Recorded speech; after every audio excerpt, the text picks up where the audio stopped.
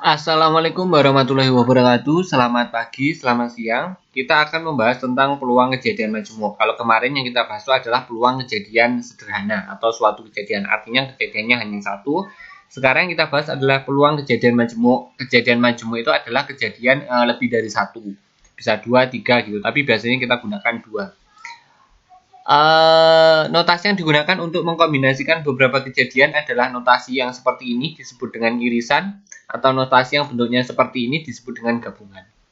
Pertama, kejadian tidak saling lepas.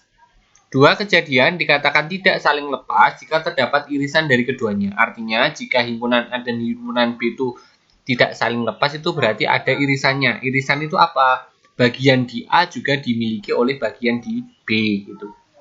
Rumusnya untuk kejadian tidak saling lepas ini P A gabungan B sama dengan PA ditambah PB dikurangi PA irisan B. Ini contohnya ya. Sebuah dadu dilempar ini ke atas sekali. Tentukan peluang muncul mata dadu ganjil atau mata dadu kelipatan 3. Berarti A-nya itu adalah mata dadu ganjil, B-nya mata dadu kelipatan 3. Nah, untuk kejadian tidak saling lepas dan kejadian saling lepas, ini yang A dan yang B itu kan kejadian saling lepas, itu biasanya tanda hubungnya menggunakan tanda hubung atau ya. Jadi tanda hubung yang digunakan itu biasanya menggunakan tanda hubung atau ini. Berarti nanti kejadian tidak saling lepas atau kejadian saling lepas. Yang A kejadian muncul mata dadu ganjil kan hanya 1, 3, dan 5. Berarti NA atau banyaknya ada 3. Kejadian muncul mata dadu kelipatan 3, 3 dan 6. Berarti NB-nya ada 2. Kamu lihat di sini. Di sini kan 3 dimiliki A, 3 juga dimiliki B yang disebut dengan irisan. Berarti di bawahnya itu ada yang namanya A irisan B. Kejadian muncul mata angka ganjil dan kelipatan 3. Itu kan disebut irisannya. Itu berarti dia 3, NA irisan B-nya 1.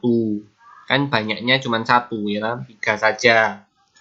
Berarti ruang sampelnya, ruang sampel dari mata dadu itu kan 6 ya kan, 1 sampai 6. Berarti peluangnya itu adalah ini yang pertama 3/6 ditambah 2/6 dikurangi 1/6. Hasilnya adalah 5 kurangi 1 4/6 atau 2/3. Nih. Nah, sekarang apa bedanya kejadian tidak saling lepas dengan kejadian saling lepas? Bedanya di sini. Kalau kejadian saling lepas itu dia tidak ada yang dikurangi P A irisan B, ya kan rumusnya. Kenapa? Karena memang tidak ada irisannya. Jadi untuk kamu bisa mengetahui apakah itu kejadian saling lepas atau kejadian tidak saling lepas, ketika kamu sudah melist seperti ini, di list atau disebutkan, itu nanti akan ketahuan apakah dia itu kejadian saling lepas atau kejadian tidak saling lepas. Contohnya nih, 2 buah dadu dilempar undi sekali, 2 loh ya, 2 buah dadu. Tentukan peluang muncul mata dadu berjumlah 5 atau berjumlah 10 ya. Jadi jumlahnya 5 atau 10. Kejadian muncul mata dadu berjumlah 5. Itu kan maksudnya nih, kalau dijumlahkan hasilnya 5. 1 tambah 4, 2, 3, 3, 2 sama 4, 1.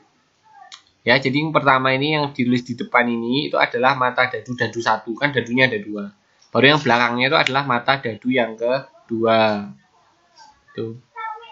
NA-nya ada 4, muncul 10 kan berarti 46, 55 sama 64. Berarti NB-nya 3. Nah, dari sini kan nggak ada yang sama. Loh Pak, ini ada 4, ini ada 4. Tapi nggak sama. Kenapa? Karena ini 4,1, yang ini 6,4.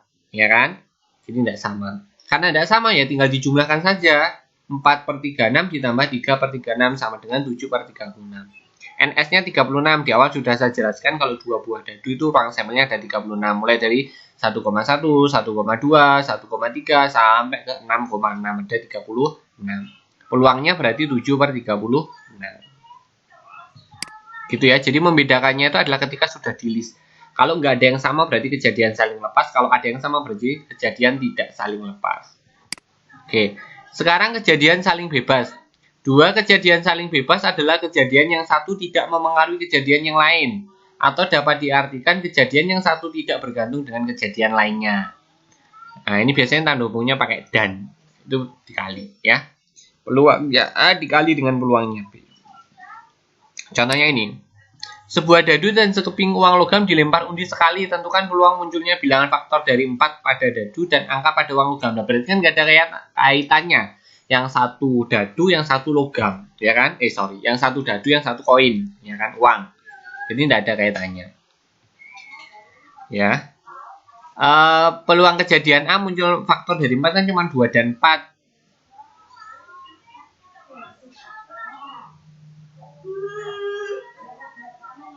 Ini kurang ya, jadi faktor dari 4 itu ada 1, 2, dan 4. Makanya kenapa di 3 per 6. Ini dibetulkan sendiri ya.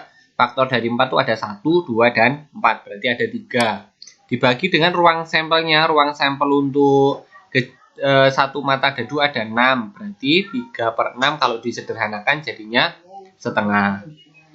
Terus kejadian muncul angka. Nah, karena di logam itu cuma ada 2, satu angka, satu gambar Garuda sama angka 500, 1000 gitu ya. Berarti NB-nya 1, berarti PB-nya setengah. PA irisan B-nya kan berarti setengah dikalikan dengan setengah ini. Sama dengan 1/4. Itu yang maksudnya tidak ada kaitannya. Kenapa? Karena satu dadu, satunya koin, luang. Itu kan berarti sendiri-sendiri. Ruang sampelnya ada sendiri-sendiri.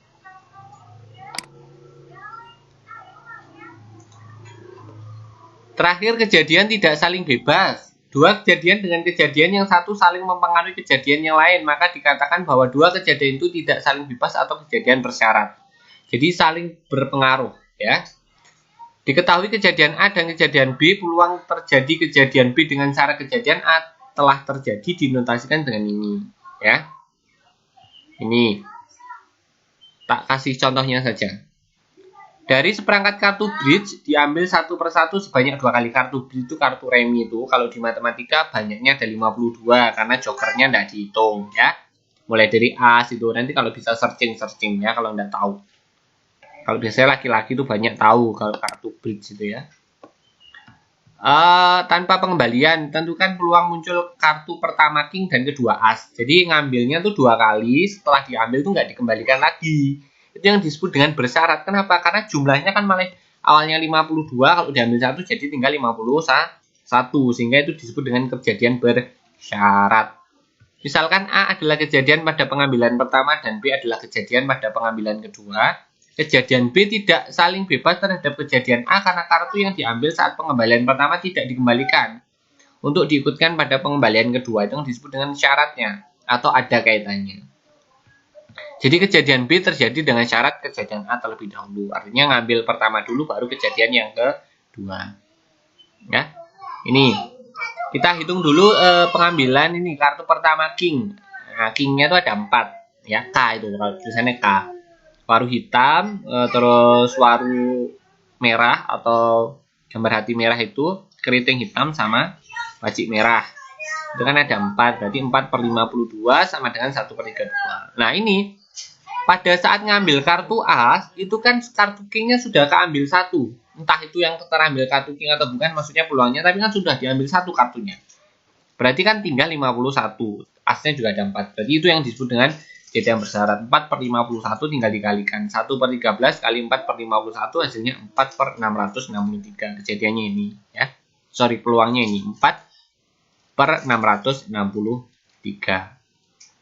Gitu ya. Jadi kejadian bersyarat itu adalah ketika ada suatu kejadian yang dilakukan terlebih dahulu, ada kaitannya, ada hubungannya ya. Itu disebut dengan kejadian tidak saling bebas gitu ya. Ini soal-soalnya nanti bisa dikerjakan, sengaja tidak taruh saya bawahnya biar kalian kerjakan. Oh, ini termasuk yang mana. Apakah dia termasuk kejadian saling bebas, saling lepas, tidak saling bebas, atau tidak saling lepas, terserah kalian, coba dikerjakan ya. Terima kasih.